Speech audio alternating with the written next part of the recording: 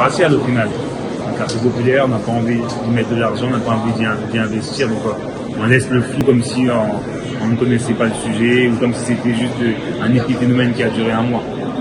Et les villes populaires, les quartiers populaires, c'est des zones qui sont abandonnées, qui sont victimes de stigmatisation, de discrimination à l'embauche, de discrimination à l'adresse. Et c'est ça le vrai sujet. Il faut investir dans des banlieues et on se rend compte qu'ils n'ont pas envie. On se rend compte que quand les gens se révoltent et qu'on des blocages, on va écouter les agriculteurs, on va écouter les gens de banlieue. On parle de sanctionner des parents, mais quelle idée au final? Est-ce que les parents sont responsables des petits enfants de 18 ans, 19 ans, 20 ans? Ensuite, les mineurs. On a eu le sujet où le mois dernier, il y a eu un débat sur ce sujet-là. Les parents ont déjà la communauté de leur enfant. Ça existe déjà dans la loi.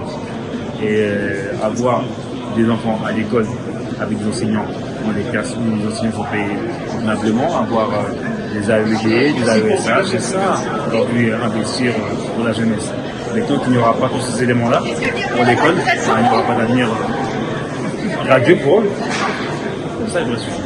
D'ailleurs, les enfants se sentent abandonnés, ils se vouent à des occupations qui peuvent être désinvoltes, on l'entend, mais dès lors où ces enfants ont une image d'une injustice, ça aussi il faut l'entendre.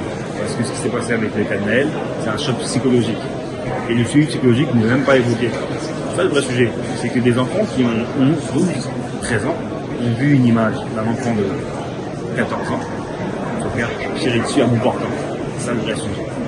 Cette image a tourné partout dans les téléphones et il n'y a jamais eu de vrai sujet par rapport au suivi psychologique des enfants.